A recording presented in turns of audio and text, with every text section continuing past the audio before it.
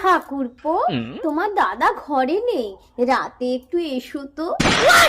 পাড়ায় তোমার বদনাম হবে তো বৌদি। কেউ বুঝতেই পারবে না তোমার দাদা আর তুমি যমজ ভাই, এক রকম দেখতে। রাতে এসো কিন্তু। ওই মা, বাম্পার অফার।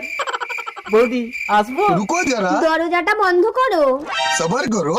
ভেতর থেকে না, বাইরে থেকে বন্ধ করো। खत्म। আচ্ছা ঠিক আছে, তুমি বাইরে যাও, আমি ভেতর থেকে বন্ধ করে দিচ্ছি। बाय बाय, टाटा, যাও যাও। Goodbye. ব্যাপারটা কি হলো বৌদি? আজই নাকি আমার স্বামী শেষ দিন। দেখো না, যমজ ভাইকে চিনতে না পেরে যমরাজ তোমাকেই তুলে নিয়ে যাবে।